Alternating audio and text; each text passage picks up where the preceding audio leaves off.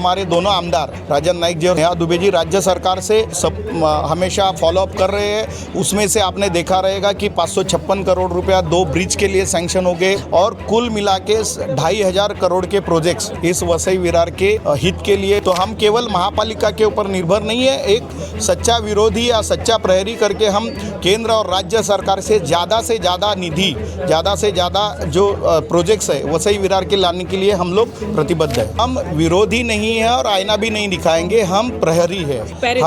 हमारा काम है कि यहाँ पहरा देना, सजग रहना। लेकिन वसई विरार में कुछ अलग है, इतने 7-8 मालों की बिल्डिंग है लेकिन पार्टियों के लिए कार्यालय नहीं है, अभी वो भी आयुक्त नहीं दे रहे हैं। नमस्कार दर्शकों, मैं हूं आदित्य सिंह, मेरे साथ आप सभी देख रहे हैं नेशन नाउ 9। इस वक्त मैं वसई विरार शहर महानगर पालिका में उपस्थित हूं और भारतीय जनता पार्टी क्योंकि विरोधी पक्ष की भूमिका में है, ऐसे में भारतीय जनता पार्टी की ओर से मनोज पाटिल का नाम विरोधी पक्ष नेता के तौर पर सुझाया गया है और चुन भी लिया गया है। इस वक्त हमारे साथ यहाँ पर भारतीय जनता पार्टी के लोग हैं और साथ ही विरोधी पक्ष नेता भी हैं। बातचीत करेंगे, जानेंगे क्या कुछ कहना है। सर, सबसे पहले आपको शुभकामनाएं। धन्यवाद। क्या कहेंगे? भारतीय जनता पक्ष के शीर्ष नेतृत्व, महाराष्ट्र के शीर्ष नेतृत्व हमारे देवेंद्र जी, हमारे सबके लाडले और कार्यकर्ता के सपोर्ट में हमेशा खड़े रहने वाले हमारे सम्मानीय प्रदेश अध्यक्ष श्री रविंद्र चौहान जी, हमारे खासदार हेमंत सावरा जी, आमदार राजन नाइक जी, नेहा दुबे ताई और हमारे गठ नेता अशोक शेळके, जिलाध्यक्ष प्रज्ञा पाटिल,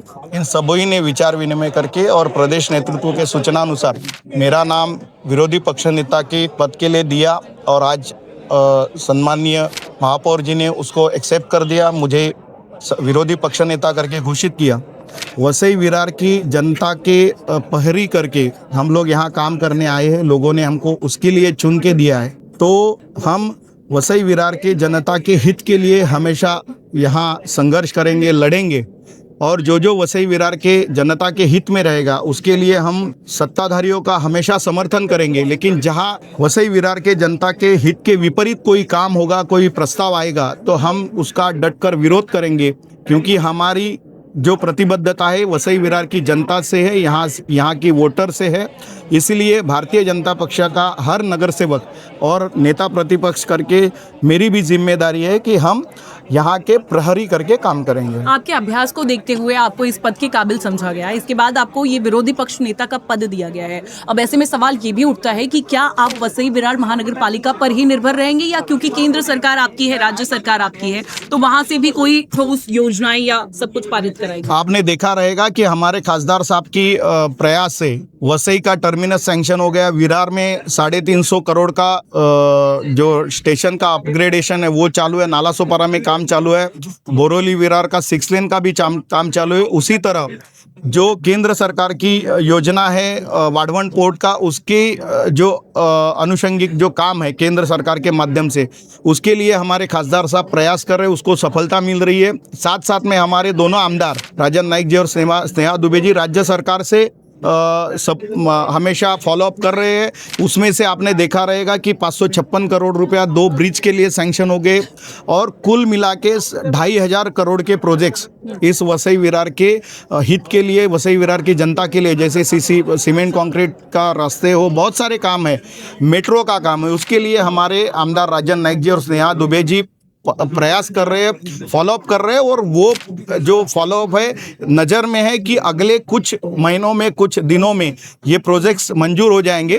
तो हम केवल महापालिका के ऊपर निर्भर नहीं है, एक सच्चा विरोधी या सच्चा प्रहरी करके हम केंद्र और राज्य सरकार से ज़्यादा निधि, ज़्यादा से ज़्यादा जो प्रोजेक्ट्स है वसई विरार के लाने के लिए हम लोग प्रतिबद्ध है। जैसा कि महापौर अजय पाटिल ने कहा कि हमें विरोधी शब्द जो है वो खटक रहा है, यहाँ पर आईना दिखाने वाला नाम होना चाहिए, ऐसा कुछ। तो इस पर क्या कहेंगे कि आप विरोध करने के लिए विरोध करेंगे या नहीं? हम विरोधी नहीं है और आईना भी नहीं दिखाएंगे, हम प्रहरी है।